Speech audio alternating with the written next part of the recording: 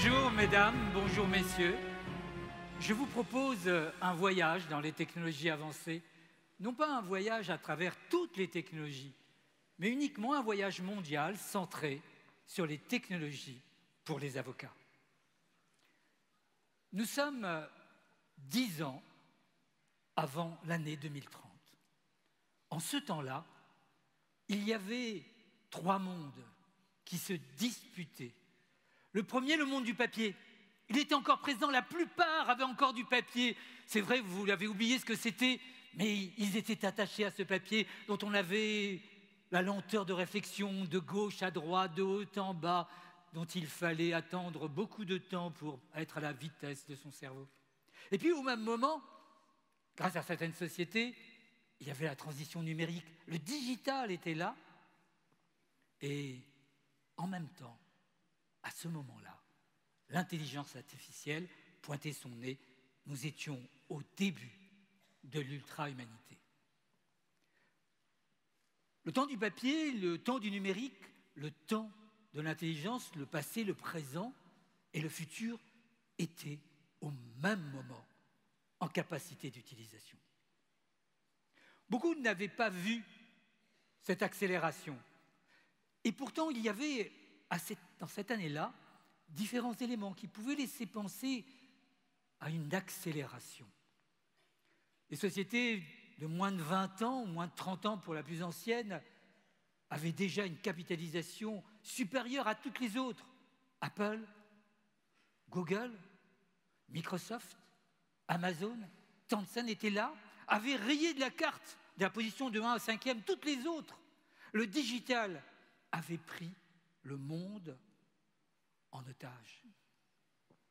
Certains venaient dire « c'est pas très grave, le droit classique continuera à donner des solutions ». D'autres soutenaient que ça pouvait attendre. L'innovation, elle n'était pas aux portes du point d'inflexion. Malheureusement, nous étions à ce moment-là, malgré les éléments de définition, dans une organisation exponentielle.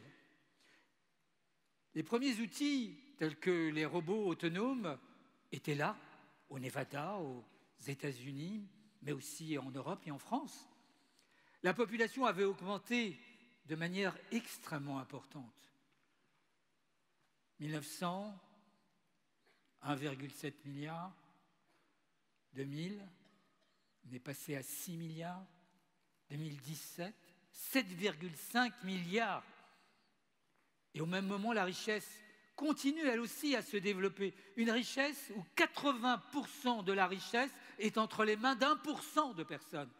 Et les prix Nobel n'est plus la croissance, mais comment gérer la pauvreté sur les théories économiques. La grande question, c'est limiter l'abîme qui existe. La mondialisation était en accélération avec l'Internet, terre sans frontières, l'information omniprésente et la relation entre les hommes, entre le monde physique et le monde virtuel. Nous sommes au Jurassique du monde virtuel. On est à 5 personnes de distance, quelle que soit la planète sur cette terre des hommes numériques, pour prendre à Saint-Exupéry son titre fétiche. Le monde virtuel et le monde réel est en conjugaison. Alors, pour la profession d'avocat, eh bien, l'organisation exponentielle, elle est de même nature. Comment ça peut se présenter?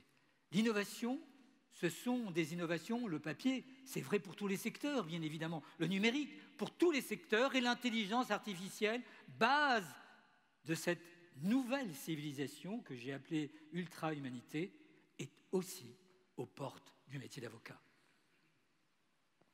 La transition intelligente, pourquoi elle va s'accélérer? Pourquoi le système va continuer à aller de plus en plus vite?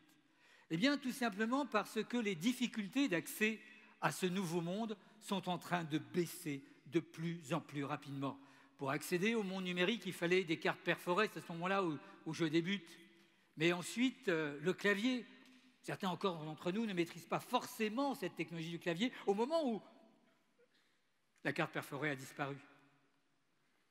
Là-dessus, l'écran tactile, les premières générations, les digital natives, Ils sont là. Ils ont entre 2, 3 ou 4 ans.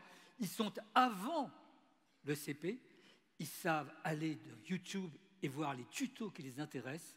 Et pourtant, ils ne savent pas ni lire, ni écrire. C'est la première civilisation de l'ultra-humanité qui est née avant, en termes de connaissances, l'écriture, et avant, bien évidemment, la possibilité de maîtriser d'autres concepts que celle de balayer un écran. Mais arrive, et pour nous avocats, c'est sûrement un des éléments les plus importants, c'est le vocal. Le vocal va tout modifier. Les interfaces sont de plus en plus faciles et le vocal permet à chacun d'entre nous de réduire la distance qu'il y avait entre l'émission de la pensée et son résultat. Le cerveau, par la voix, va beaucoup plus vite à prendre en compte cette intelligence qui est une intelligence effectivement non linéaire. Ce d'autant plus que la puissance de calcul disponible est quasiment infinie. Et encore, se pointe peut-être l'informatique quantique. Voilà où nous en sommes aujourd'hui sur la transition intelligente, et toutes ces technologies sont à la disposition des avocats, à votre disposition aujourd'hui.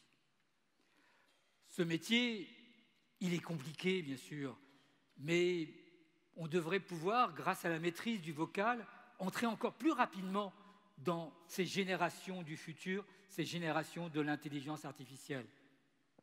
Le coût capitalistique est important, par contre, mais il est maîtrisable.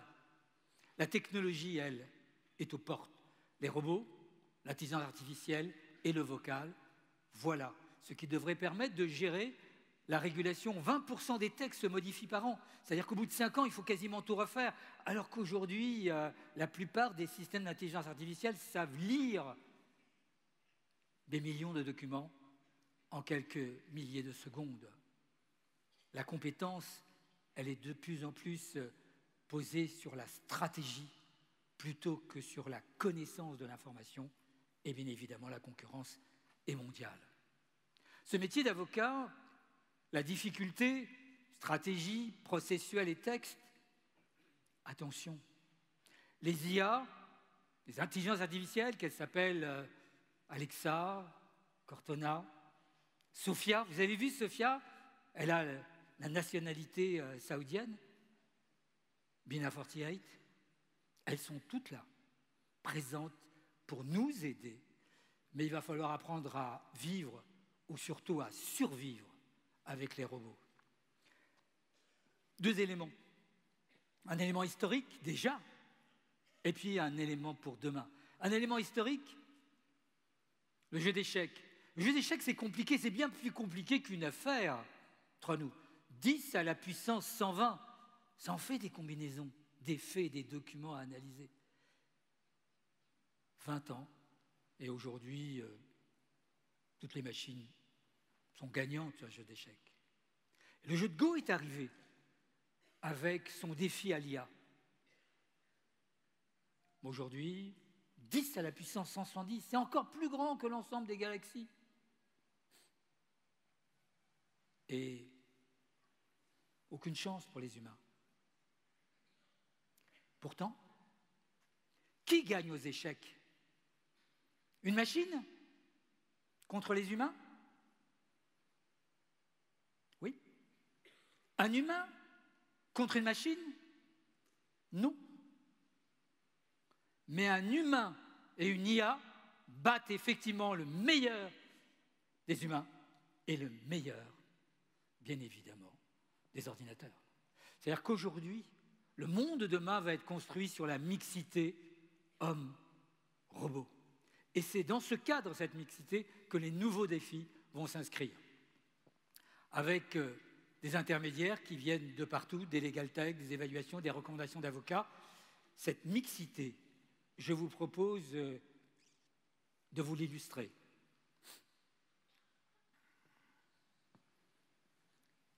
J'ai demandé à Manon de bien vouloir me rejoindre et d'accepter. Alors elle a le stress comme moi, Manon.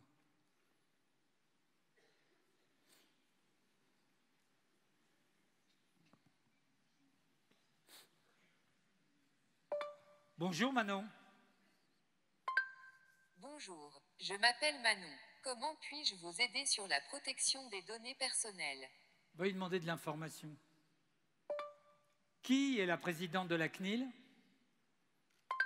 La présidente de la Commission nationale de l'informatique et des libertés est Madame Marie-Laure Denis. Qui est le secrétaire général à la CNIL? Le secrétaire général de la CNIL est Monsieur Jean Lessy. Qui est le DPO du barreau de Paris? Le DPO du barreau de Paris est Madame Nadine Mogdad. Vous voyez que c'est le début de l'avocat augmenté, mais continuons à parler avec Manon. Tu peux me dire ou me lire l'article 6 du RGPD? Je n'ai pas saisi ce que vous avez dit. Vous avez vu, hein? Elle est stressée. Regardez bien. Tu peux me lire l'article 6 du RGPD? Article 6 du RGPD. Merci Manon. Licéité du traitement.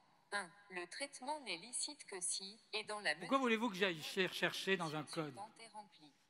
A. La personne concernée a consenti. Je sais que tu sais lire. Je sais que tu sais bien lire.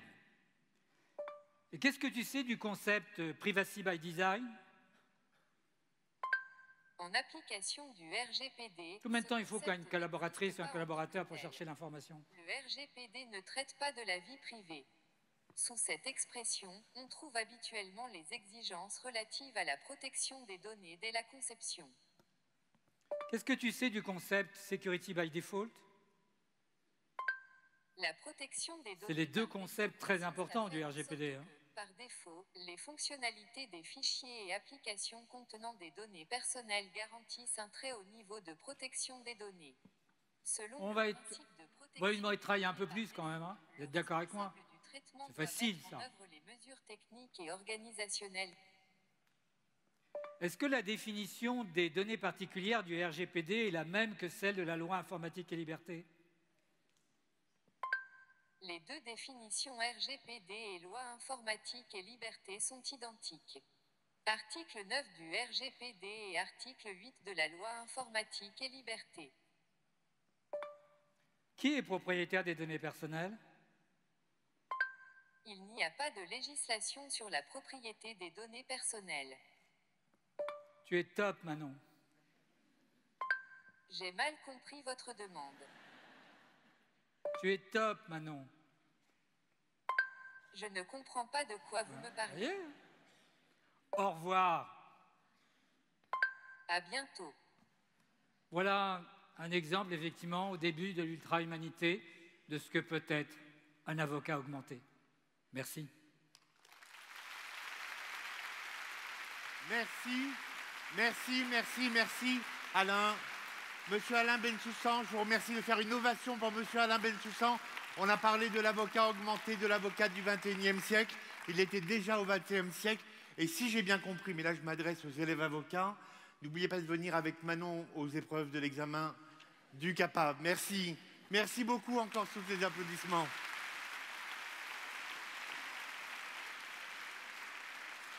Monsieur le bâtonnier, Madame la vice-bâtonnière, Mesdames, Messieurs les bâtonniers, Mesdames et Messieurs les hautes personnalités, Mesdames et Messieurs les membres et anciens membres du Conseil de l'Ordre, chers élèves, chers futurs confrères, je suis très honoré de vous présenter cette cérémonie solennelle de la rentrée de l'EFB dont je suis sûr vous n'oublierez jamais ce jour. Vous êtes environ 1880 élèves avocats dans cette salle et soyez fiers, en vous applaudissant, de rejoindre cette grande famille judiciaire. Cette journée est unique. Elle est unique car elle est le premier moment de votre vie future d'avocat. Alors cette cérémonie, elle sera rythmée d'abord par les interventions des grandes personnalités marquantes de votre école. Et puis, cette salle, cette scène prestigieuse, va se transformer, si je puis dire, en salle d'audience pour accueillir de la façon, je préfère le dire tout de suite, c'est-à-dire qu'il ne faudra pas applaudir, de la façon la plus solennelle la cour et vous prêterez votre premier serment. Mais dès à présent, permettez-moi de vous présenter Monsieur Pierre Berlioz, directeur de l'EFB. Merci de l'applaudir.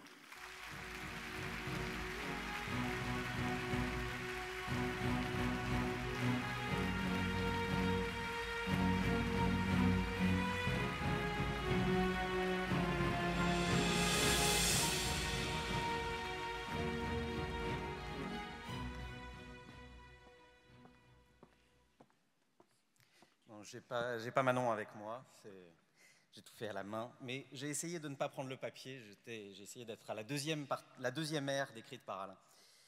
Mesdames, Messieurs, les hautes personnalités, en vos titres et qualités, Mesdames, Messieurs, qui nous faites l'honneur d'être présents à cette rentrée solennelle, je vous remercie très sincèrement de votre présence. Mesdames, Messieurs, les presque élèves avocats, dans quelques instants, Laurent vous l'a dit, vous allez prêter serment. Vous allez être environ 1800 à prêter serment. Ceux qui l'ont vécu avant vous connaissent la solennité de ce moment. C'est en partie dû au nombre. Je ne vous vois pas tous plongés dans une certaine obscurité, mais en arrivant tout à l'heure, j'ai vu, c'est impressionnant, toujours. Mais le moment serait aussi solennel, quand bien même vous seriez seul, un seul, à prêter ce serment.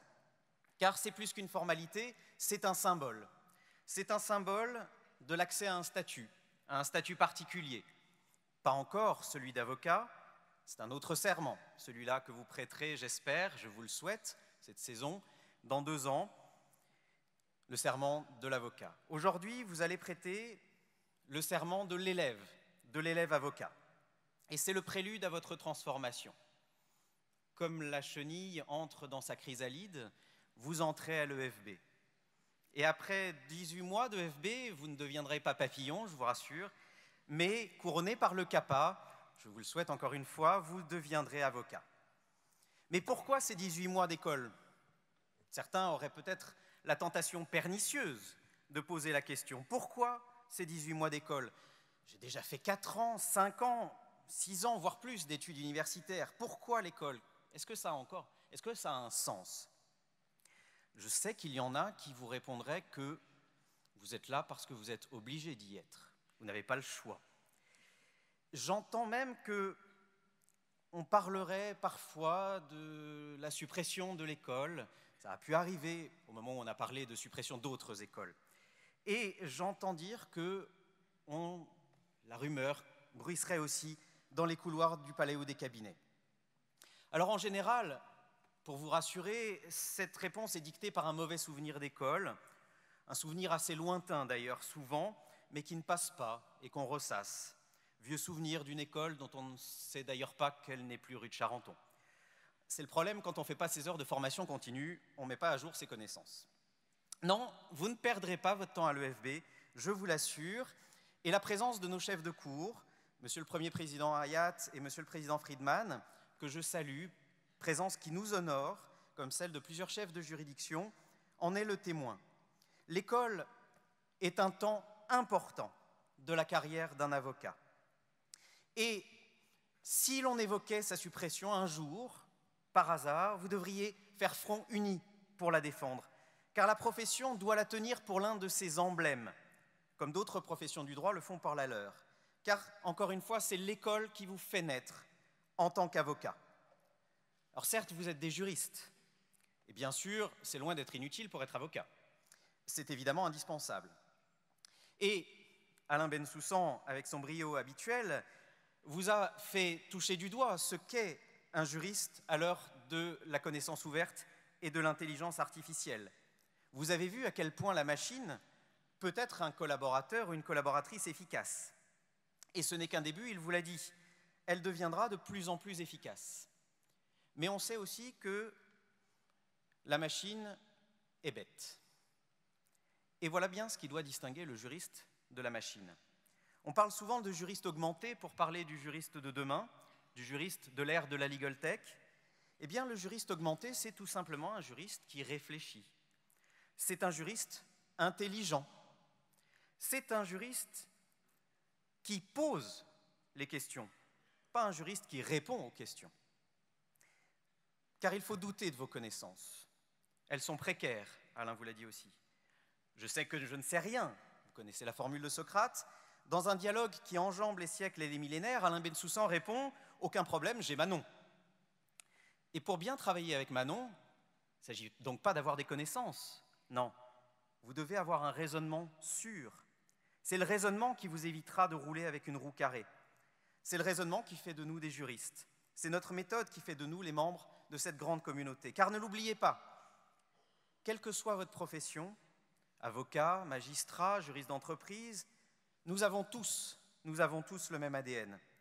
Et certes, vous quittez aujourd'hui, vous avez quitté les bancs de l'université pour ceux d'une école d'avocats, quand d'autres rejoignent d'autres écoles, et les formations que vous recevrez dans chacune d'entre elles vous distingueront, elles vous singulariseront, mais elles n'ont pas vocation à vous séparer. Elles n'ont pas vocation à vous opposer. Au contraire, elles doivent vous aider à cultiver, chacun à votre manière, cette compétence commune pour servir ensemble la réalisation du droit. Ayez toujours ça à l'esprit. Ce n'est pas parce que les branches se séparent du tronc qu'elles doivent oublier d'où elles viennent. Le fait qu'elles puisent toutes leurs sève à leurs mêmes racines et concourent toutes à produire les mêmes fruits. Alors cette méthode commune, si elle est fondatrice et même essentielle, elle n'est pas suffisante à exercer la profession à laquelle vous aspirez. Incomplète est votre formation, et vous formez à l'office propre à cette profession vous devez. Aujourd'hui, vous allez prêter le serment de conserver le secret. Dans le même temps, vous recevez votre première leçon. La profession d'avocat est une profession qui repose sur la foi, non pas la sienne, celle qu'elle doit inspirer, et qui doit être le principe de sa conduite. La robe témoigne de cette nécessaire foi. Mais avant de porter cette robe, d'autres apprentissages sont nécessaires. En 1829, un avocat, devenu par la suite procureur général près la Cour de cassation, écrivait dans son discours sur la profession d'avocat, il s'agit de Dupin-Aîné, « Ce serait une erreur de croire que l'on sort des écoles de droit avec toutes les connaissances nécessaires à l'avocat. De nouveaux exercices sont nécessaires pour donner à ces premières études tout le développement pratique que comporte la profession d'avocat. L'école vous formera à cela, aux actes qui constituent le quotidien de la pratique de l'avocat. Mais c'est surtout l'esprit de la profession que l'école doit vous enseigner. Comme avocat, vous prêterez serment d'exercer vos fonctions avec dignité, conscience, indépendance, probité et humanité. C'est cela qui fera de vous un juriste différent de celui que vous êtes aujourd'hui, et c'est cela que vous devez apprendre. Avocat, ça n'est pas un titre qui honore. Avocat, c'est une charge qui oblige. Être avocat, c'est avoir une voix qui porte, et non pour faire entendre la sienne, mais pour soutenir celle d'un autre. C'est tout le paradoxe et la noblesse de cette profession, qui impose d'avoir de l'éloquence, mais qui commande de ne pas l'utiliser pour sa propre gloire. L'avocat doit avoir du talent. Il doit le mettre au service non de sa personne, mais des intérêts d'autrui, qu'il représente et derrière qui il s'efface. Et c'est pourquoi la robe représente cette profession, et que tout avocat la porte, au moins symboliquement, à tout moment de son exercice, aussi bien en contentieux qu'en conseil. Car sous elle, la personne de l'avocat disparaît, afin que seule s'exprime une fonction, la représentation des intérêts que son client lui a confiés. Et la robe lui donne une place unique, indispensable en même temps que très exigeante. D'Aguesseau, qui fut avocat du roi, avocat général au Parlement de Paris, puis chancelier de Louis XIV et Louis XV, vous voyez que les passerelles existaient aussi à l'époque. D'Aguesseau l'a bien exprimé dans son ouvrage « L'indépendance de l'avocat ». Vous êtes placé, pour le bien du public, c'est Alexa qui me fait une blague. Pour le bien du public, entre le tumulte des passions humaines et le trône de la justice. Vous êtes également redevable et aux juges et à vos parties. Et ce double engagement est le double principe de vos obligations. On pourrait dire aussi, un grand rôle implique de grandes responsabilités. La robe en exprime tous les sens et toute l'essence. Alors, voici l'objectif essentiel de votre formation, sa raison d'être, vous apprendre à porter la robe. Et c'est ce que nous allons faire pendant ces 18 mois. Je vous remercie.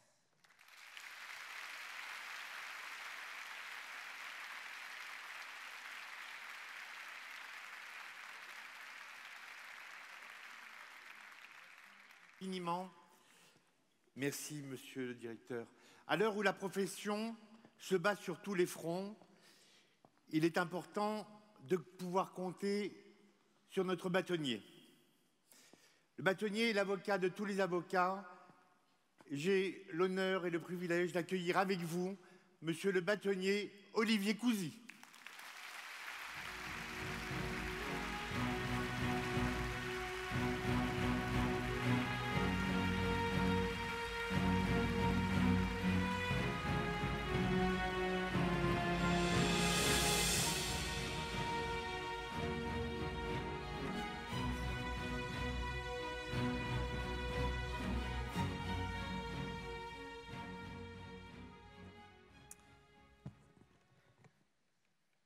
Monsieur le Premier Président de la Cour d'appel, Monsieur le Président de la Cour administrative d'appel, Mesdames et Messieurs les magistrats, Mesdames, Messieurs les bâtonniers, vice-bâtonniers, anciens bâtonniers, Mesdames et Messieurs les membres du Conseil de l'Ordre et anciens membres du Conseil de l'Ordre et des Conseils de l'Ordre des barreaux des ressorts.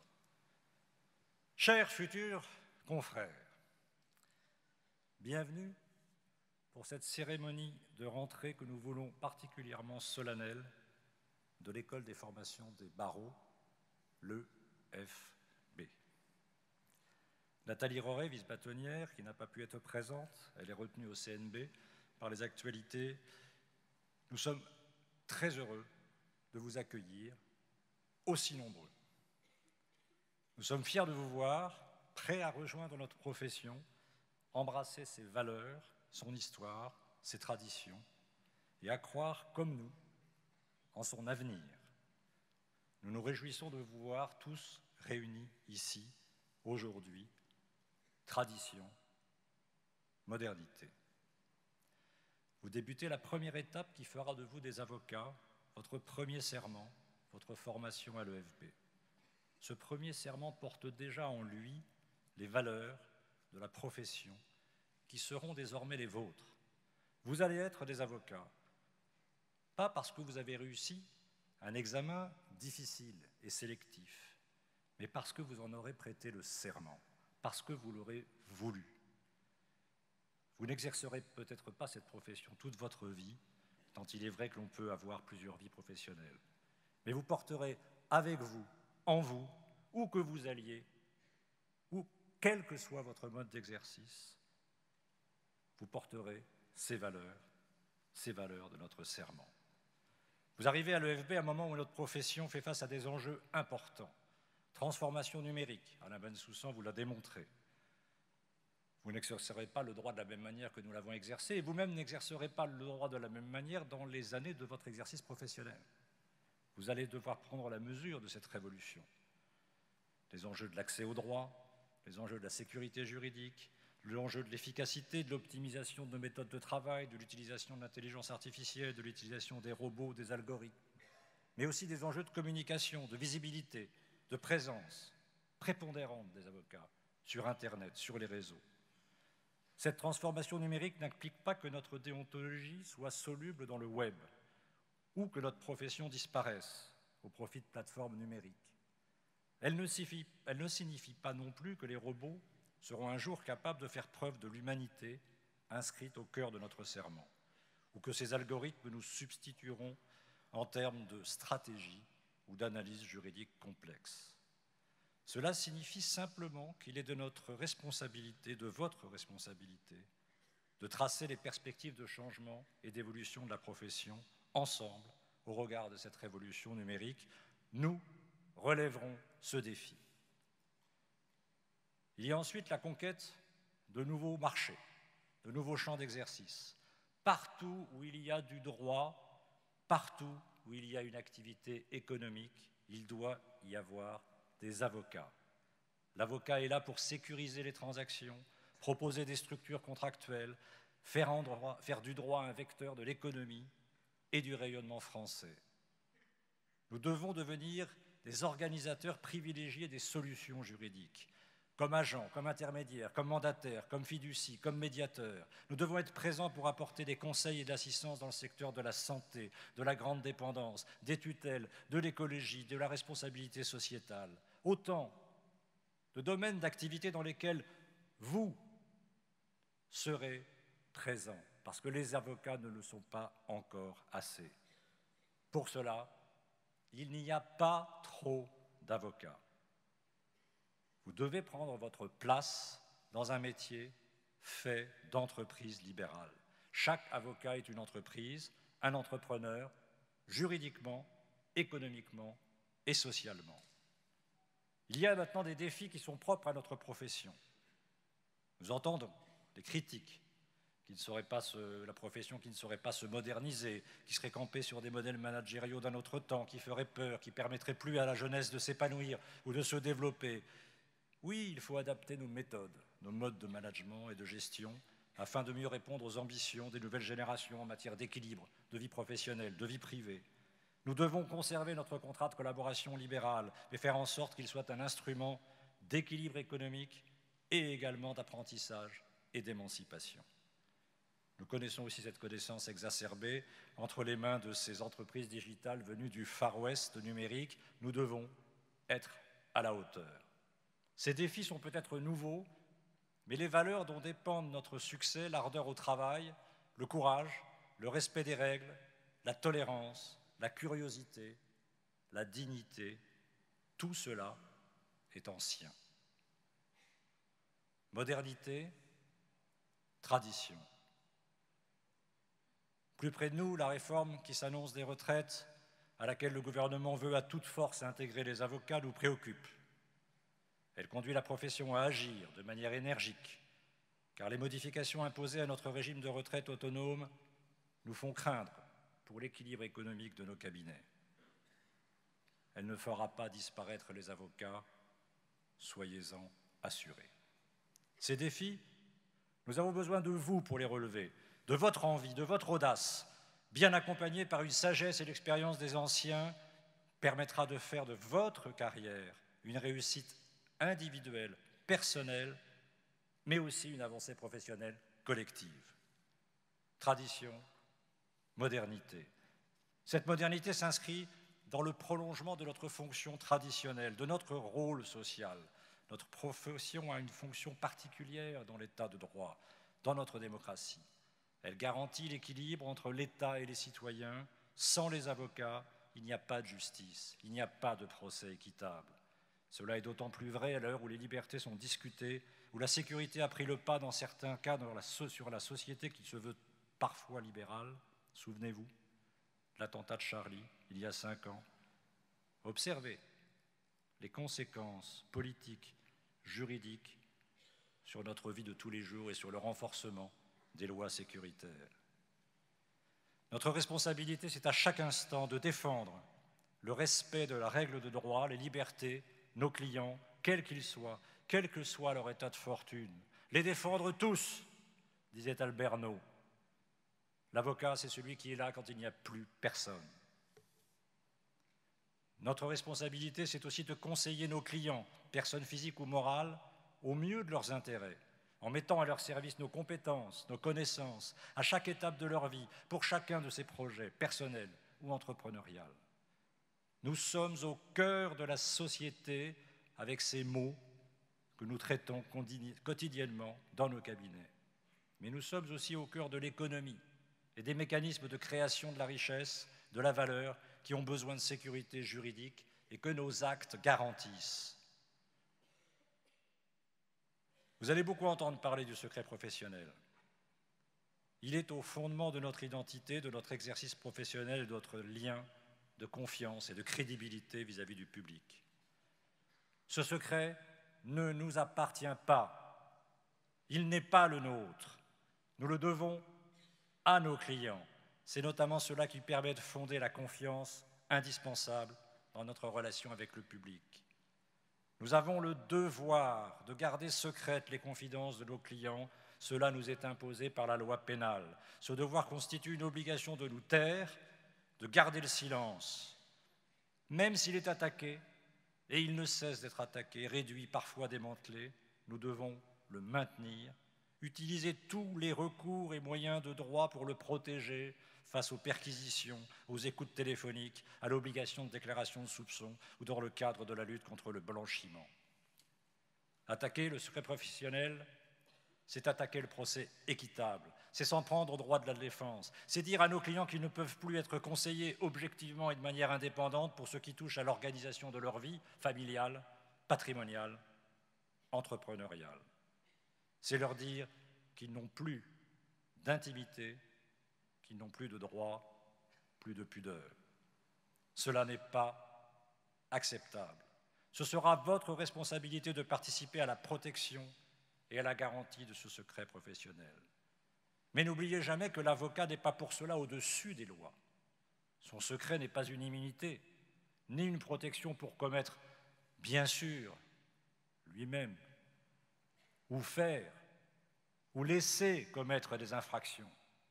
Les ordres veillent au respect de notre déontologie et de la discipline, mais vous aurez, dans la solitude de votre cabinet, au cours de nombreuses nuits blanches, de terribles cas de conscience, où il vous faudra faire des choix. Sachez-le, il n'y a rien de plus difficile pour un avocat que de refuser un client ou renoncer à un dossier. Et ce jour-là, dans 2 ans, dans 5 ans, dans 15 ans, dans 20 ans, dans 30 ans, pensez à moi, protégez-vous. Enfin, vous aurez à participer à l'œuvre de justice. L'œuvre, voilà un mot suranné, pour certains parfois un peu ridicule. Et pourtant, s'il y a bien un moment où tradition et modernité se rencontrent, c'est le procès. Cette œuvre est collective. Cela veut dire que nous devons occuper, utiliser et obtenir l'égalité des armes, mais toujours, absolument toujours, dans le respect du contradictoire, du procès équitable et des règles de la procédure. Les magistrats ne sont pas des ennemis, ils sont des contradicteurs, parfois des adversaires, mais ils sont avant tout des partenaires essentiels dans la réalisation de cette œuvre de justice, si singulière, si humaine, si essentielle et si noble, de juger son prochain. On ne peut pas rendre la justice sans les avocats, mais jamais non plus sans magistrats indépendants et compétents. Nous mettrons en place des occasions de rencontres, de formations communes, à l'EFB, à l'ENM, pour faciliter et favoriser ces relations que nous voulons apaiser avec les magistrats. Et je sais, Monsieur le Premier Président, combien vous partagez cette volonté. C'est dans cette perspective que vous devez avoir conscience des enjeux liés à votre formation professionnelle de l'EFB, comme vous l'a rappelé le directeur, M. Pierre Berlioz. Nous vous proposons un contrat simple. Il est de votre responsabilité de vous former et de profiter de toutes les opportunités que vous apporte l'EFB. Il ne s'agit pas simplement de badger ou de faire badger et puis de partir. Suivez les enseignements, profitez des formateurs de qualité qui prennent le temps de partager leurs expériences pratiques avec vous. Critiquez-les, challengez-les. Vous avez la possibilité d'apprécier et de faire évoluer cet enseignement. De notre côté, à l'EFB, notre responsabilité, notre engagement, c'est de mettre à votre disposition le meilleur outil possible pour que vous réussissiez votre carrière d'avocat. Nous voulons que vos têtes soient bien faites et pas forcément bien pleines. Vous allez devoir développer votre esprit critique, car le doute, le questionnement doivent être une seconde nature. Votre esprit doit être ouvert sur le monde. Votre formation est essentielle pour vous permettre d'entrer de manière adaptée et opérationnelle dans la profession sur le marché concurrentiel et ouvert du droit et des services juridiques. Nous vous donnerons des outils pour vous positionner comme leader sur ce marché. Grâce au travail considérable déjà réalisé, grâce à la direction pédagogique de l'école, notamment Mme Aliénor Camara-Cavaroc, qui n'est pas là aujourd'hui pour des raisons hélas personnelles, je veux la saluer en son absence, votre formation est orientée vers l'acquis des compétences techniques, vers la vie professionnelle, la vie des cabinets, ainsi que la déontologie. La déontologie. C'est indispensable. C'est nécessaire à l'accès à la profession d'avocat. Au-delà de ces objectifs, la formation que vous allez suivre est essentielle à double titre. D'une part, elle participe au lien de confiance que nous avons avec le public. Nous démontrons notre compétence, notre crédibilité. D'autre part, cette formation participe de notre culture, de notre identité, de notre unité d'avocat. C'est à l'EFB que vous allez intégrer cette culture commune qui fait notre identité et participe de notre unité, qui permet à chaque avocat de se retrouver dans la profession, qui englobe des parcours, des modalités d'exercice divers qui en font un parcours incomparable en termes de richesse.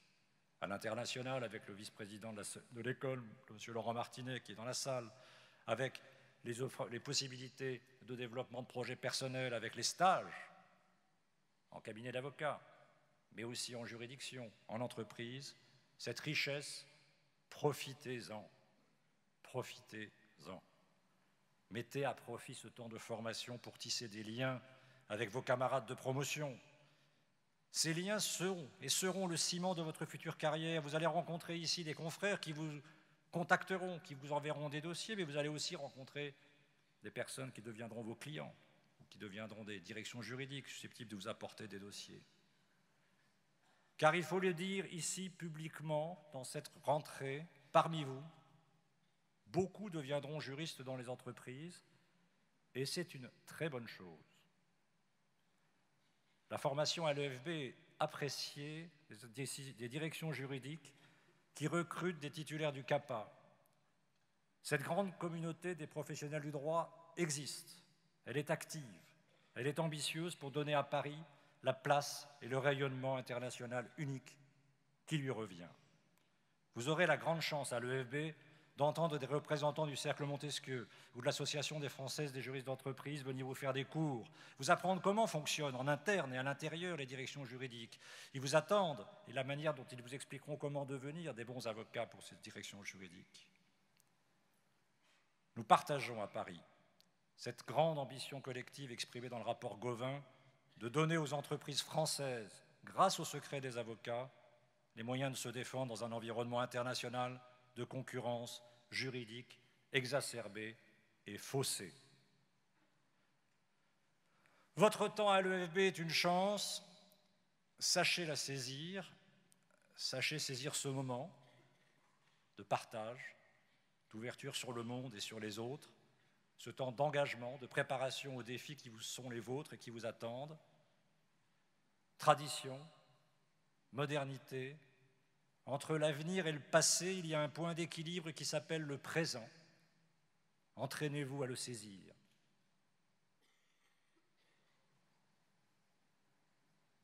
N'écoutez pas ceux qui vous disent que c'était mieux avant. C'est simplement qu'avant, ils avaient juste votre âge. À toutes et à tous, bienvenue dans cette belle et noble profession.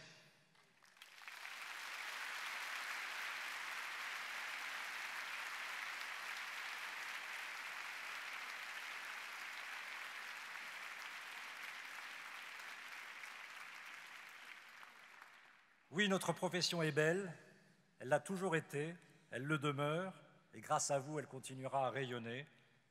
Elle rayonne aussi grâce à certains avocats qui ont su se mettre au service de l'intérêt général et plus particulièrement de l'État.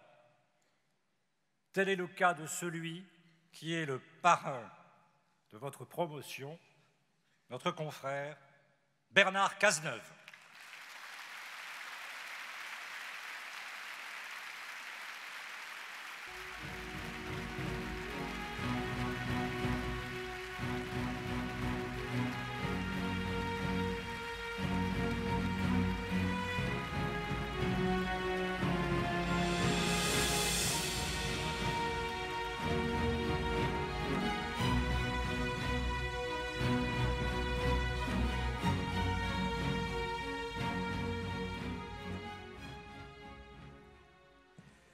Monsieur le bâtonnier, Monsieur le Premier Président, Mesdames et Messieurs les présidents, Mesdames et Messieurs les magistrats, chers confrères, je voudrais tout d'abord vous remercier de m'offrir l'hospitalité de ces lieux, où je vous retrouve très nombreux.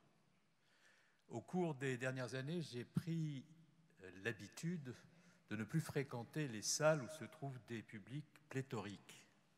Il est vrai que lorsque la sensibilité à laquelle j'ai appartenu sur le plan politique organise des meetings, il est rare qu'on trouve une foule aussi nombreuse que celle qui est rassemblée dans cette salle pour s'y trouver. Et c'est pour moi une manière de vous adresser mes premiers remerciements. Vous me permettez de renouer avec une sensation, un sentiment dont j'avais grandement perdu l'habitude. Et il y a donc quelque chose pour moi aujourd'hui qui relève de la nostalgie, de ce que Marcel Proust appelait sa Madeleine, et c'est devenu si rare que ma reconnaissance vous est acquise pour tout le temps de votre scolarité à l'EFB. Plus sérieusement, vous me donnez aujourd'hui l'opportunité, l'occasion de ressentir un autre sentiment, qui est celui d'appartenir à la grande famille que nous constituons tous ensemble, qui est la famille des professionnels du droit, et plus particulièrement la famille des avocats. Et il est vrai que depuis l'époque où j'ai quitté la responsabilité publique, je me sens de plein pied dans cette grande famille et que j'éprouve de la fierté à me trouver parmi vous. Et lorsque Olivier Cousy m'a demandé d'être le parrain de votre promotion, j'ai éprouvé un très grand sentiment de plaisir et de fierté. J'ai mesuré l'honneur qui m'était fait, comme il n'est pas d'honneur sans un minimum de devoirs à accomplir. Je voudrais commencer par vous dire que tout au long de cette scolarité, vous pouvez à chaque instant, à tout moment, compter sur moi, sur mon concours, sur le concours de ceux qui sont au sein de cette profession pour vous accompagner tout au long de cette scolarité. Je voudrais, sans insister, car je pense que le message a été dit de façon suffisamment claire pour qu'il ne soit pas nécessaire de forcer le trait trop longtemps, m'associer aux propos du directeur de l'école et du bâtonnier pour dire que cette scolarité ne peut pas être considérée par vous comme une formalité au prétexte qu'elle viendrait ponctuer un long parcours universitaire qui vous a déjà beaucoup mobilisé, a beaucoup sollicité votre intelligence et vous a conduit à donner le meilleur de vous-même pour réussir les examens qui vous permettent désormais d'être dans cette école. J'ai conscience de cela et je sais aussi qu'il arrive, lorsque l'on arrive en fin de parcours, avant que d'entrer dans la vie professionnelle, que de considérer que les dernières étapes ne sont que des formalités dont on peut s'affranchir avec distance ou parfois dilettantisme. Je sais que ce n'est pas votre état d'esprit et je rejoins les propos du bâtonnier pour dire que si tel était le cas, vous auriez grand tort de raisonner de la sorte, car les années qui se présentent à vous, les mois pendant lesquels vous allez encore devoir fournir des efforts sont des mois décisifs pour vous permettre d'être de grands avocats qui auront été bien formés et qui auront intégré jusqu'à la dernière minute, autant que cela est nécessaire, les principes et les valeurs qui doivent guider chacune et chacun d'entre nous dès lors que l'on a décidé de porter la robe d'avocat et à travers ce geste, cette décision, d'incarner un certain nombre de principes et des valeurs que nous avons en partage. Et comme on m'a demandé de ne pas être trop long, je voudrais évoquer ces valeurs et le sens que nous devons donner à notre engagement dans la profession. D'abord pour des raisons qui tiennent au hasard de la vie et des différentes missions que j'ai été amené à exercer. Je me souviens qu'il m'est arrivé très souvent de trouver en face de moi ceux qui sont aujourd'hui mes confrères, lorsque j'étais notamment ministre de l'Intérieur, venus exprimer leurs inquiétudes sur un certain nombre de lois que je portais au Parlement dans un contexte national qui était sérieux et tragique et dont les avocats redoutaient que ces lois remettent en cause un certain nombre de libertés et de principes auxquels ils tenaient. Et je me souviens que si ces lois étaient mises sur le métier à l'époque, ce n'était pas par la volonté d'assurer de façon artificielle, par le discours ou par la norme, la sécurité au détriment de toutes les libertés, mais c'était précisément parce que la violence extrême qui s'exerçait à l'égard de notre pays et qui semait en son cœur un immense chagrin, je veux parler des attentats dont nous commémorons les tristes anniversaires, remettait en cause aussi nos libertés fondamentales. Lorsque l'on assassinait de façon froide et déterminée des journalistes et des caricaturistes parce qu'ils incarnaient la liberté d'expression et l'impertinence par leur caricature dans une grande et belle tradition française qui est aussi une tradition universelle. C'est à la liberté d'expression qu'on s'en prenait. Lorsque l'on assassinait des prêtres dans des églises, c'est à la liberté de conscience et de religion qu'on s'en prenait. Lorsque l'on prenait en otage dans une épicerie des compatriotes de confession juive et qu'on les assassinait, c'est à la fraternité, à la concorde républicaine, qui est une manière d'exercice de nos libertés qu'on s'en prenait aussi.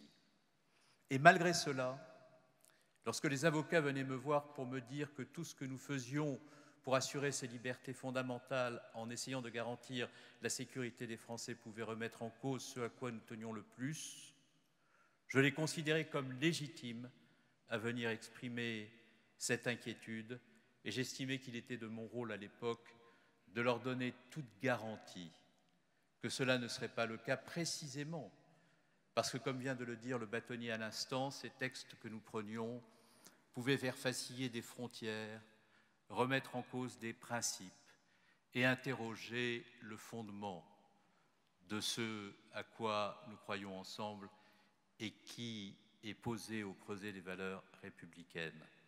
L'état d'urgence avec la remise en cause de la séparation entre le juge judiciaire et le juge administratif, la possibilité pour ceux qui faisaient l'objet de mesures de police administrative de trouver devant les tribunaux les moyens de se défendre, la nécessité d'assurer la liberté d'expression tout en garantissant que l'espace numérique ne serait pas un espace où la haine antisémite et la possibilité de provoquer au terrorisme deviendrait la règle et monnaie courante. Bref, tous ces sujets étaient là présents. Et je veux vous dire qu'au moment où j'exerçais une autre responsabilité, j'éprouvais aussi une très grande fierté de voir notre profession capable d'interpeller le pouvoir politique pour le rappeler à des principes qui devaient continuer à jalonner son chemin. Et c'est la raison pour laquelle j'éprouve aussi cette grande fierté d'être à vos côtés. C'est la raison pour laquelle, comme l'a dit le bâtonnier à l'instant, lorsque vous endosserez la robe et que vous pencherez sur notre métier au plein sens du terme, vous ne devrez jamais oublier que par la parole que vous portez, que par les actes que vous posez et que par les causes que vous défendez, vous contribuez à faire en sorte que le droit qu'on dit contribue à faire davantage de justice, davantage de concorde, davantage de fraternité et nous permettre de continuer à vivre ensemble. Le deuxième point sur lequel je voudrais insister, c'est que beaucoup des sujets qui traversent les sociétés sont des sujets qui renvoient à des considérations juridiques. Lorsque des jeunes se mobilisent pour la planète, jusqu'à poser la question de savoir s'il ne faut pas reconnaître la personnalité juridique à un certain nombre d'espèces de la biodiversité remise en cause, lorsque l'intelligence artificielle, comme vient de le démontrer excellemment Alain Bensoussan, pose la question de la responsabilité du fait de l'intelligence artificielle, lorsque le retour des ambitions de puissance pose la question de la place du droit international et du multilatéralisme, lorsque les progrès du numérique posent la question de la possibilité de préserver nos libertés en protégeant aussi nos données personnelles. Toutes ces questions qui traversent la société sont des questions qui n'ont aucune issue en dehors de la possibilité pour le droit de les appréhender et pour le juge de dire le droit lorsque ces problèmes dont je viens de parler trop succinctement engendrent dans la société des antagonismes et des conflits. Et c'est parce que vous serez d'ardents contributeurs à cette œuvre qui est une œuvre d'intérêt général que vous devez aussi avoir au fond du cœur la fierté d'appartenir à la profession qui est la nôtre. Enfin, je voudrais conclure mon propos en vous disant quelques mots sur ce à quoi je crois et qui résulte là aussi de l'expérience. Il n'est pas anormal que dans une société, des revendications s'expriment. Et dans une démocratie, il est très rare que nous parvenions à faire société autrement que dans le débat, dans la confrontation des points de vue. Et rien n'est plus beau, finalement, que la confrontation des points de vue lorsqu'elle convoque l'éloquence pour faire en sorte que, avec des préoccupations esthétiques et une certaine rigueur et exigence intellectuelle, les points de vue puissent être formulés de manière à emporter la conviction d'autrui. Mais ce qui me frappe, c'est que la confrontation telle qu'elle s'engage, s'instaure, se développe dans notre société et dans notre démocratie semble faire fi d'une notion sans laquelle la confrontation n'est pas possible et qui est la notion de respect. Le respect que l'on doit à celui qui ne pense pas comme l'on pense soi-même et sans lequel il n'y a pas de confrontation possible.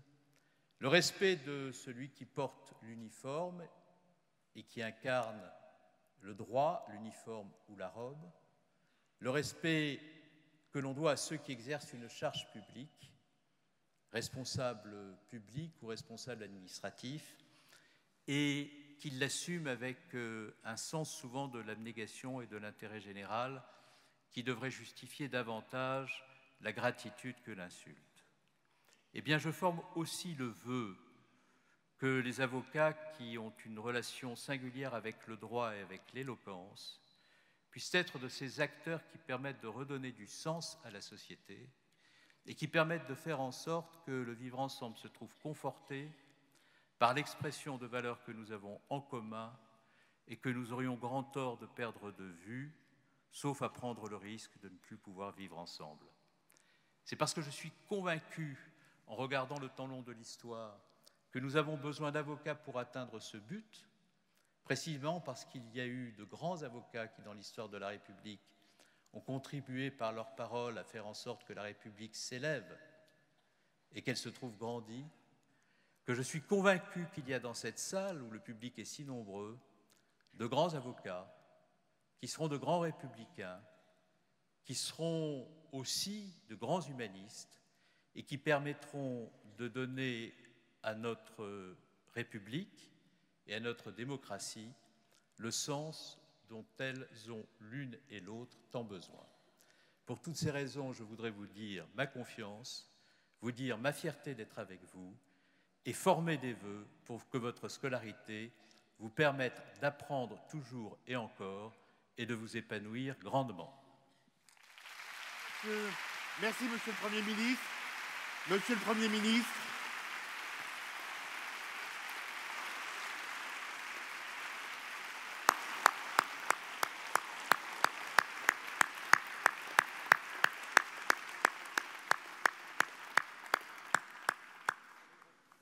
merci, Monsieur le Premier ministre, pour ces mots. Monsieur Bernard Cazeneuve est donc le parrain de votre promotion 2020. Fierté et respect, ce sont exactement ces valeurs que vous nous inspirez, Monsieur le Premier ministre. Bien, chers élèves avocats, c'est à présent votre moment, si je puis dire, puisque je vous ai indiqué en début de séance que cette formidable et prestigieuse scène du Palais des Congrès allait se transformer en un instant en salle d'audience. Cette salle d'audience va accueillir votre petite prestation de serment, mais tout aussi officielle, tout aussi consacrée au respect de votre secret professionnel. C'est un moment solennel, c'est un moment où je vais demander aux membres du Conseil de l'Ordre qui sont ici présents dans cette salle pour vous, et que je remercie, de bien vouloir mettre leur robe et de se tenir debout dans les travées pour justifier de votre prestation de serment. Cette audience solennelle sera présidée par Monsieur le Premier Président Jean-Michel Ayat et par Mesdames et Messieurs les magistrats à la Cour d'appel. Le ministère public sera représenté par Monsieur Michel Lernoux, premier avocat général. Et comme dans toute audience, il y a un greffe, c'est le directeur de greffe de la Cour d'appel de Paris, M. Lionel Froh, qui donnera lecture du serment. Chers élèves avocats, mesdames, messieurs, la Cour, veuillez vous lever.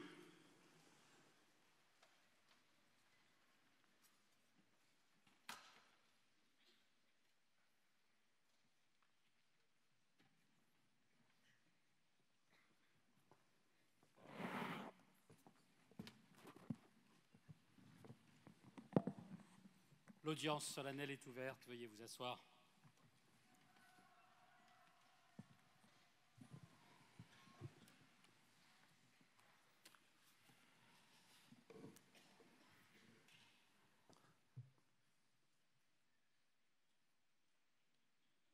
Monsieur le Premier ministre, Monsieur le Président de la Cour administrative d'appel de Paris, Monsieur le Président du Tribunal administratif de Paris, Monsieur le Président du Tribunal de commerce de Paris, Monsieur le bâtonnier du barreau de Paris, Mesdames et Messieurs les bâtonniers, Mesdames et Messieurs les anciens bâtonniers, Mesdames et Messieurs les membres du Conseil de l'Ordre, Monsieur le directeur de l'École française du barreau, Mesdames et Messieurs, c'est un honneur et une fierté pour la Cour, mais c'est aussi un beau symbole d'être tous ici réunis dans ce palais des congrès qui devient en quelque sorte, en quelques mois, la maison commune des avocats et des magistrats. J'y reviendrai dans quelques instants. Je voudrais dire aussi, qu'il me soit permis de l'exprimer très simplement, qu'on a rarement entendu depuis longtemps des discours aussi forts, aussi puissants, aussi importants, aussi marquants. Et je voudrais remercier tout particulièrement Monsieur Pierre Berlioz, mais aussi bien évidemment Monsieur le bâtonnier du barreau de Paris, Monsieur le Premier ministre Bernard Cazeneuve, pour ces paroles qui résonneront, je le suis sûr, longtemps en nous et très certainement en vous. Nous allons donc commencer cette audience solennelle par les réquisitions de Monsieur le Premier avocat général qui représente ce jour Madame la procureure générale qui était retenue par une réunion importante organisée par Madame la ministre de la Justice. Monsieur le Premier avocat général, vous avez la parole. Oui, merci Monsieur le Premier Président. Monsieur le Premier Président, Mesdames et Messieurs de la Cour, Monsieur le Défenseur des droits, Monsieur le Président de la Cour administrative d'appel de Paris, Monsieur le Président du Tribunal administratif de Paris, Monsieur le bâtonnier de Paris, Mesdames et Messieurs les bâtonniers, Mesdames et Messieurs les anciens bâtonniers et anciens vice-bâtonniers, Monsieur le directeur de l'École de formation des barreaux, Mesdames et Messieurs, Monsieur le Premier ministre et par ailleurs et surtout aujourd'hui parrain de la promotion 2020. Comme vous l'a expliqué Monsieur le Premier Président, j'ai l'honneur de représenter Madame la procureure générale qui est retenue par d'autres éminentes obligations.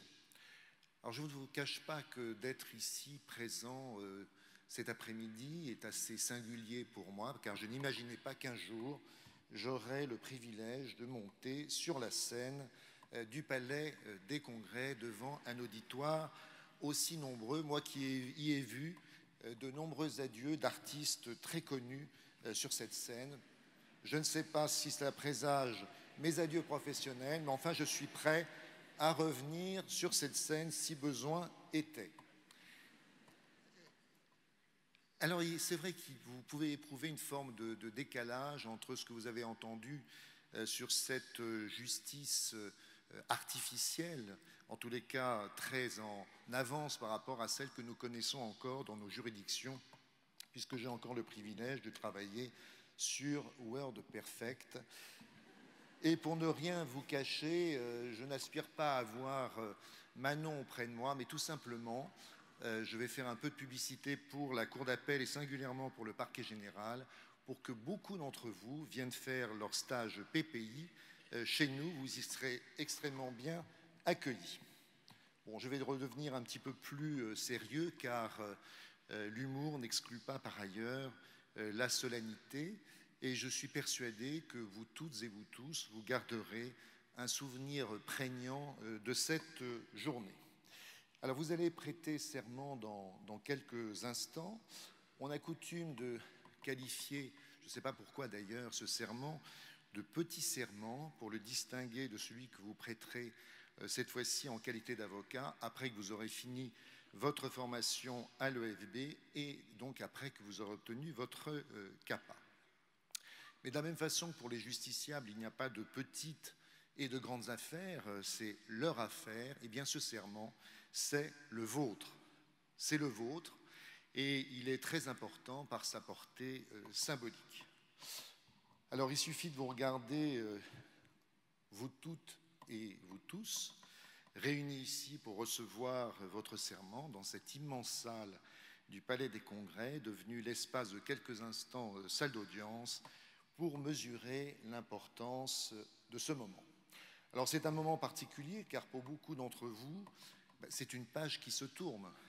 Vous avez suivi un long processus d'études difficiles et sélectifs, et donc ce serment, ça marque la fin de cette période de votre vie. Et je n'oublie pas bien évidemment toutes celles et tous ceux pour lesquels il s'agit d'une reconversion professionnelle qui n'a pas moins exigé d'efforts et pas moins d'abnégation.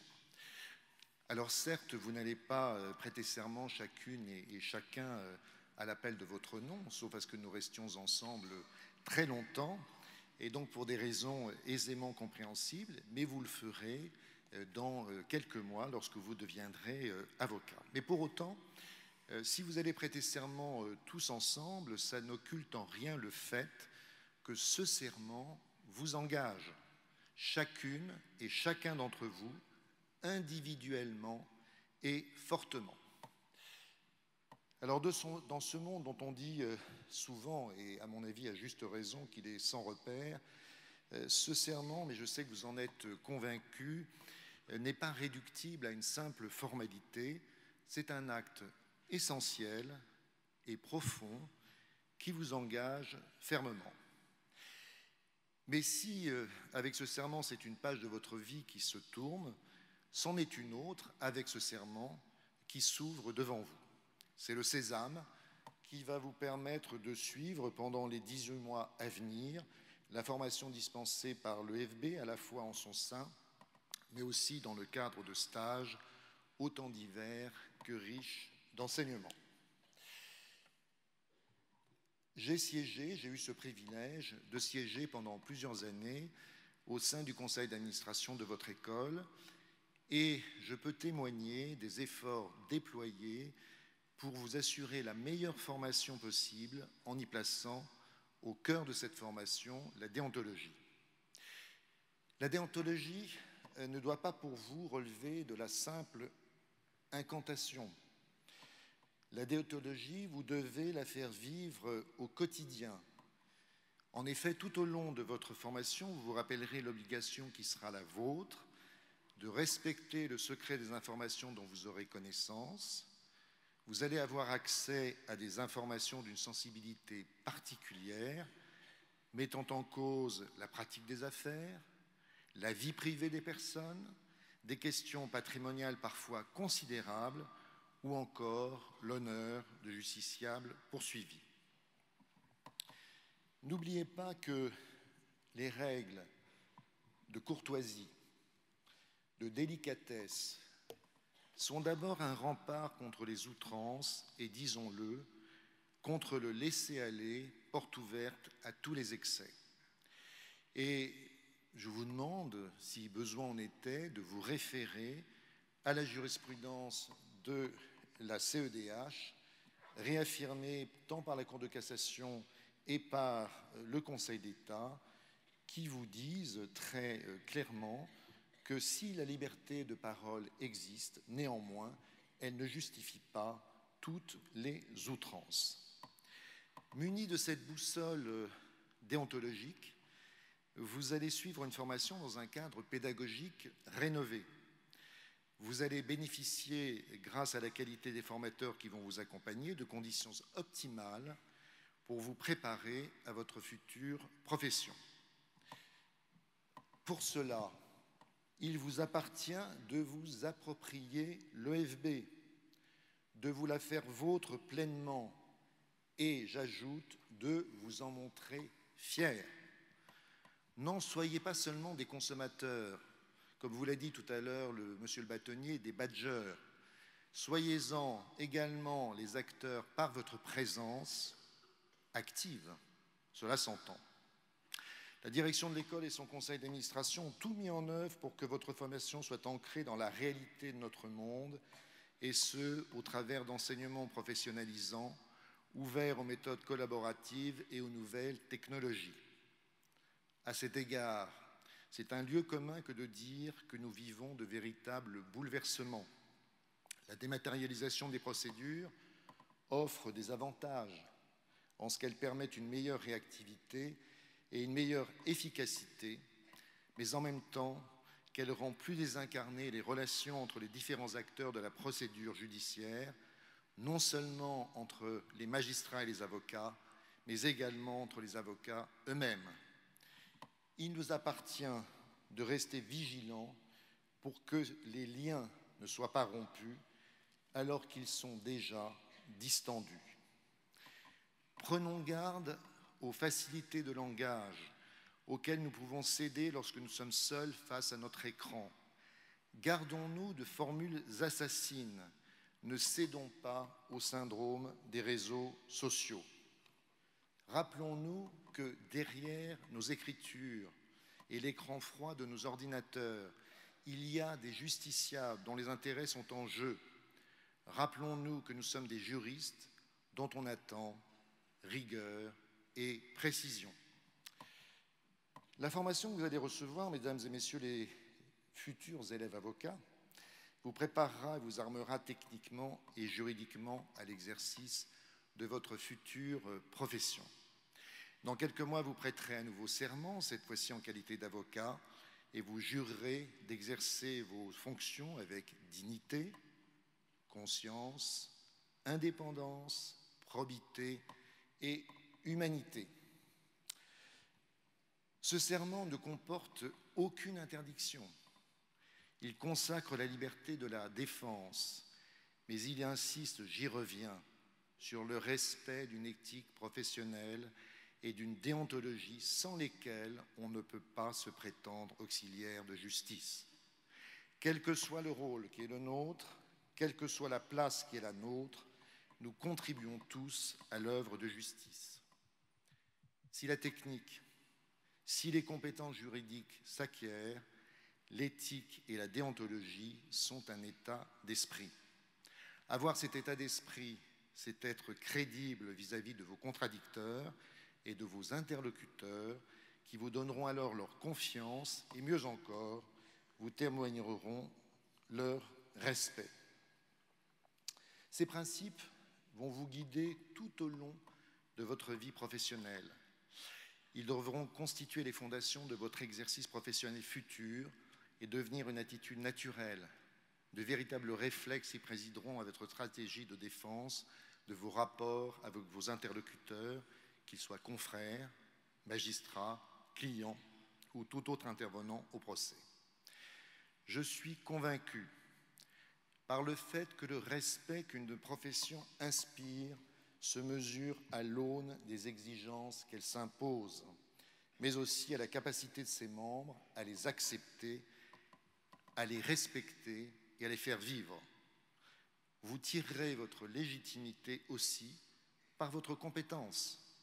Fort de l'enseignement fondateur qui vous sera dispensé à l'EFB, vous devrez avoir le souci permanent d'un approfondissement et d'une actualisation de vos connaissances pour être un conseil compétent et éclairé. Vous aurez en effet constamment des défis à relever. Vous connaîtrez des mutations auxquelles il faudra vous adapter. Vous ne pourrez pas vous y dérober tant les attentes et les exigences envers la justice sont grandissantes. Ces évolutions supposent de la vigilance et votre meilleur rempart contre leurs éventuelles dérives seront votre humanité et votre déontologie. C'est en les mettant au service du justiciable et de la justice que vous réussirez votre vie professionnelle. Pour clore mon propos, et puisque nous en sommes en ces premiers jours de janvier, je voudrais former pour vous toutes et vous tous des vœux très sincères d'épanouissement, d'abord sur le plan personnel, en espérant que cette nouvelle année sera riche de satisfaction, voire sans tarder de bonheur, car contrairement à ce que dit la chanson, le bonheur, ce n'est pas seulement pour demain. Monsieur le Premier Président, j'ai l'honneur de requérir qu'il plaise à la Cour, en application des dispositions de l'article 12-2 de la loi du 31 décembre 1971, de recevoir le serment des élèves avocats.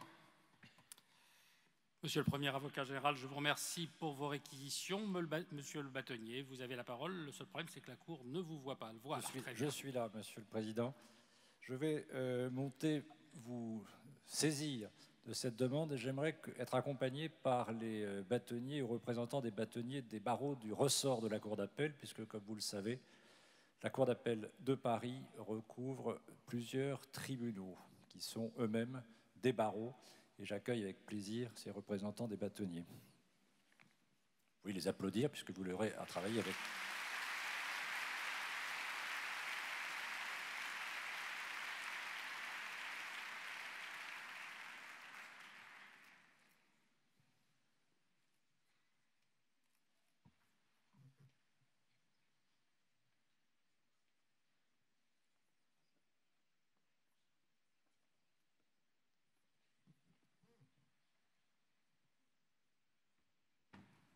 Monsieur le Président, ma première demande est d'autoriser les bâtonniers et représentants des bâtonniers à se présenter devant vous sans robe.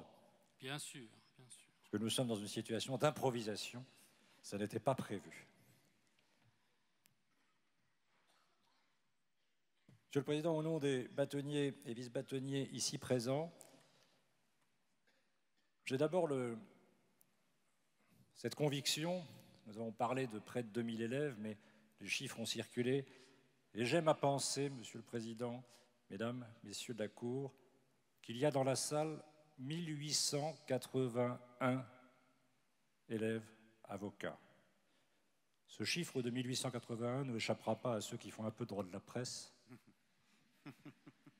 Et j'aime à penser que ce chiffre n'est pas un hasard, qu'il n'est pas un hasard au moment où nous commémorons ces tristes anniversaires de l'atteinte la plus grave à la liberté d'expression, qui est la mort.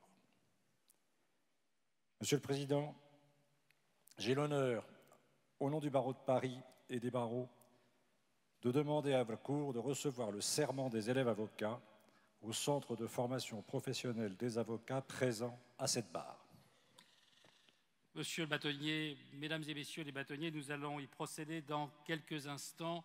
La Cour aimerait s'adresser tout d'abord à vous qui êtes presque élève avocat. Alors, permettez-moi cette familiarité, mais elle est affectueuse. Cher presque élève avocat. C'est un moment important que vous vivez aujourd'hui, entouré de vos proches, un moment fondateur, le début d'une longue et belle histoire professionnelle qui durera, je vous le souhaite, plus de 40 ans.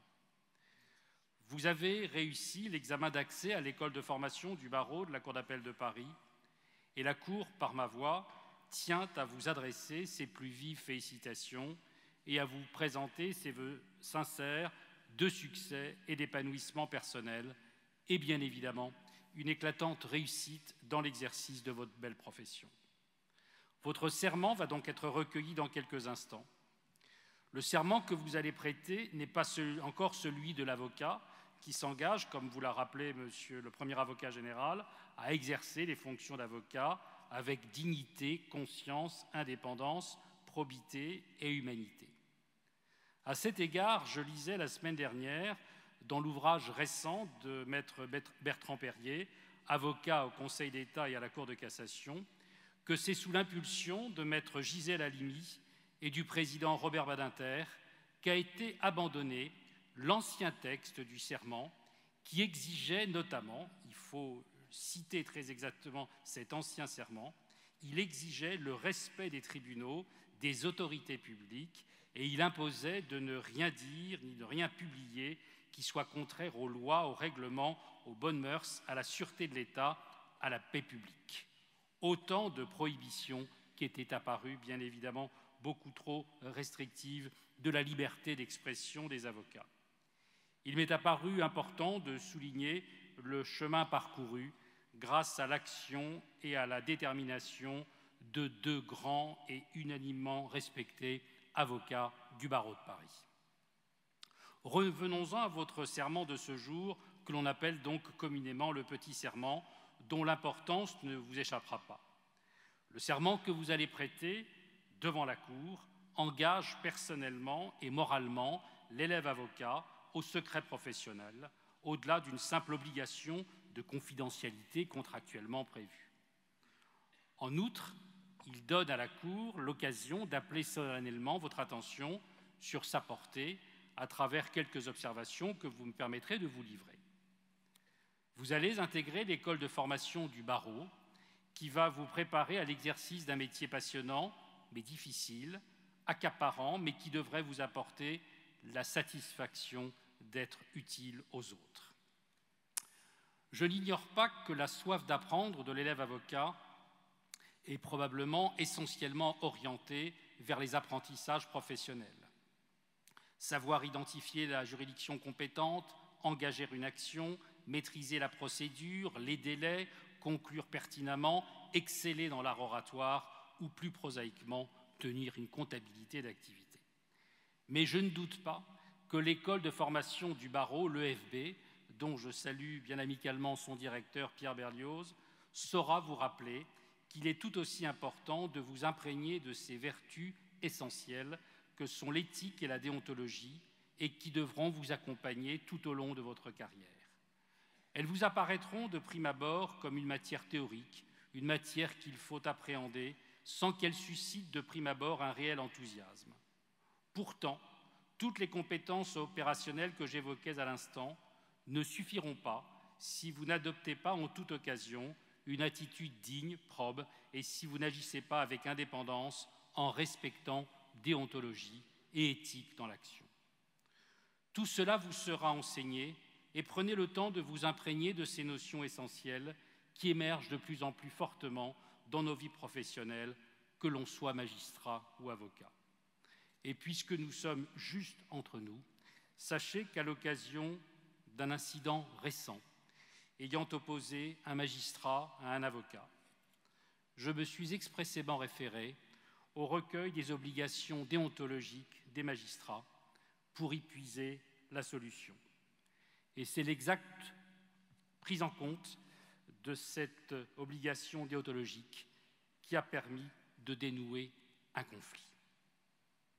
Sachez par ailleurs, chers élèves, chers presque élèves avocats, que dans quelques semaines, le 7 février 2020 très exactement, 294 auditeurs de justice, des élèves magistrats en quelque sorte, qui deviendront eux dans 31 mois des magistrats à part entière, seront répartis dans la France entière, de Dunkerque à Bastia, de Cayenne à Nouméa, et ils prêteront un serment bien proche du vôtre, puisqu'ils jureront devant la Cour d'appel de Bordeaux de, je cite, « garder le secret professionnel et de se conduire en tout comme un digne et loyal auditeur ». Et là aussi, le serment des auditeurs de justice a évolué, puisque c'est en 2016 que l'on a supprimé la notion de garder religieusement le secret professionnel. Et j'appelle de mes vœux, en cette période où l'on peut encore se le permettre, des échanges nourris entre nos deux professions, comme vous venez de le préconiser, Monsieur le bâtonnier Cousy, ce dont je vous remercie vivement. Je le fais avec d'autant plus de conviction que c'est dans ce même palais des congrès de la Porte-Maillot que se sont tenus le 14 novembre 2019, à l'initiative de Madame le bâtonnier Marie-Aimée Perron et de moi-même, alors que je venais de quitter la présidence du tribunal judiciaire de Paris pour rejoindre la cour d'appel, c'est ici que se sont tenues les premières assises consacrées à la relation avocat-magistrat et personnel de justice.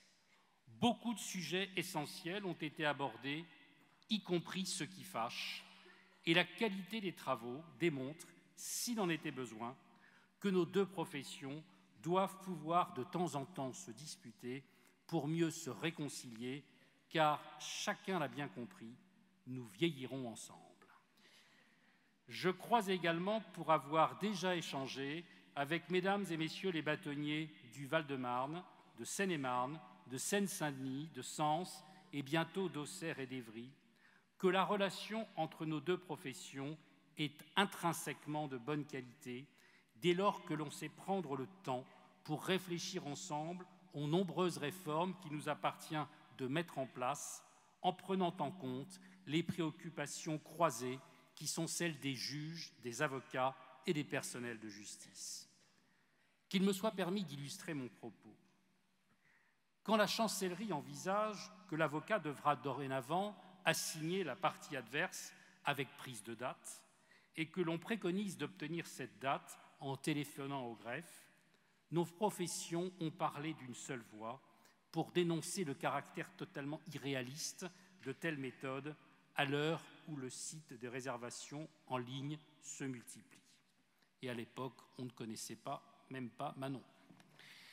Et là, grâce à cette action conjuguée de nos deux professions, le décret qui devait entrer en application le 1er janvier a été retardé au 1er septembre 2020 pour permettre aux magistrats, aux avocats et au personnel de greffe de travailler dans des conditions infiniment plus satisfaisantes. Je ne doute pas que nous obtiendrons ensemble d'autres avancées essentielles pour l'exercice au quotidien de nos professions respectives dès lors que nous saurons parler à l'unisson.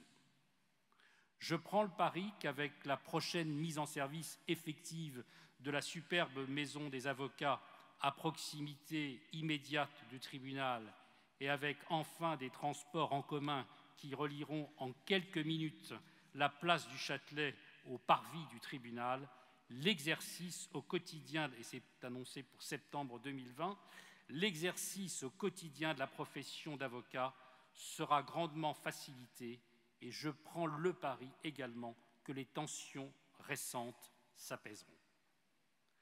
L'exercice au quotidien de nos professions, parlons-en précisément. L'avocat recherche une vraie liberté dans l'exercice des droits de la défense et des formules d'organisation du travail qui épargnent les pertes de temps. Le magistrat, quant à lui, appelle de ses vœux des écritures des parties qui soient efficientes et facilitent l'analyse du litige comme l'élaboration de la décision, une présentation des dossiers correspondant à ses attentes et un temps d'audience efficace. Quant au justiciable, qui doit être au centre de nos préoccupations communes, il souhaite un traitement de son affaire prévisible, rapide, conforme au droit, pas coûteux dès lors qu'il gagne son procès, mais aussi, et j'allais dire surtout, une décision claire, immédiatement compréhensible et exécutable. Au moment où nos concitoyens estiment que la durée du procès et son coût sont trop souvent disproportionnés par rapport à l'enjeu du litige, l'interrogation de nos méthodes de travail me semble incontournable. Pour vous convaincre de toutes ces réalités que vous n'avez pu encore concrètement appréhender, sachez que le souhait de la Cour, depuis plusieurs années, est de pouvoir accueillir de futurs avocats dans toutes les juridictions du ressort et à la Cour d'appel, afin de leur faire découvrir de l'intérieur, si je puis dire, le fonctionnement, l'organisation, les contraintes des différents services d'une juridiction. Mon souci, et j'en prends l'engagement, sera de veiller à ce que les élèves avocats ne soient pas cantonnés à des tâches subalternes, mais soient bien associés à la vie du service, à la chambre dans laquelle ils sont affectés. Même si le nombre de postes ne m'apparaît pas suffisant pour des raisons tristement budgétaires, nous avons toujours favorisé l'accueil des élèves de l'EFB en stage PPI, tant au tribunal judiciaire de Paris qu'au tribunal de Bobigny, de Créteil, d'Évry, de Meaux, de Melun, ainsi qu'à la cour d'appel, bien évidemment, et si nous le pouvons, bien sûr, Sens, Fontainebleau et Auxerre devraient pouvoir en bénéficier. De même, dans une forme de parallélisme, il est absolument nécessaire que les auditeurs de justice effectuent un stage de 3 mois en cabinet d'avocat pendant leur formation initiale à l'École nationale de la magistrature. Je suis convaincu qu'il faut maintenir cette passerelle entre notre deux professions, d'autant que dorénavant, et peu de gens le savent, 51% des auditeurs de justice ne viennent plus du concours étudiant, mais sont recrutés dans le cadre d'une reconversion professionnelle. Et sur ces 51% qui ne viennent pas du concours étudiant et qui viennent de la vie professionnelle, un tiers de ces auditeurs de justice sont d'anciens avocats. Quant aux magistrats partant en retraite, on constate là aussi une tendance inverse, celle de s'inscrire assez fréquemment au barreau, dans des ressorts limitrophes évidemment aux juridictions dans lesquelles ils étaient en poste en qualité de magistrats. Bref, et je ne veux pas être trop long, j'espère vous avoir convaincu, chers presque élèves avocats, que ce qui nous rapproche, que ce qui nous unit est bien plus important que ce qui nous divise. Ne l'oublions jamais. Ne perdons également jamais de vue qu'il n'est de justice démocratique sans un barreau puissant exerçant librement les droits de la défense. Nous sommes, chacun à notre place, des piliers vivants de la démocratie. Par les temps qui courent, ce n'est pas si mal. Nous allons en venir maintenant à la prestation de serment. Monsieur le directeur de greffe, dans quelques instants, va lire ce serment. Je vais vous demander de tous vous lever.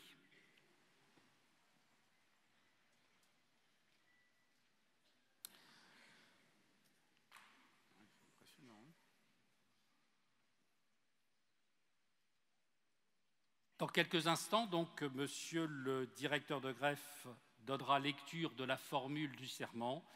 Et donc, juste après mon signal de la main, vous voudrez bien dire tous de manière haute et intelligible, je le jure. Monsieur le directeur de greffe, si vous voulez bien donner lecture du serment.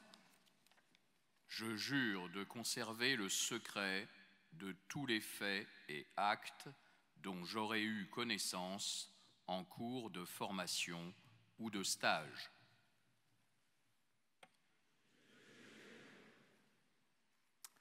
Merci. Effectivement, on a bien avoir veillé à lever la main droite et d'avoir dit « je le jure ». Je crois que tout le monde ne l'a pas fait.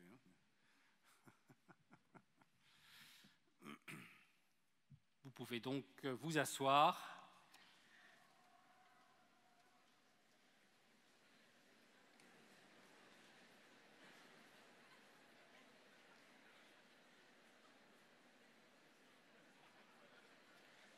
Au terme de cette audience, la Cour tient donc à vous renouveler, vous qui incarnez la nouvelle génération d'avocats, ses plus vives félicitations et à vous adresser bien sincèrement ses vœux de brillante réussite. L'audience solennelle est levée.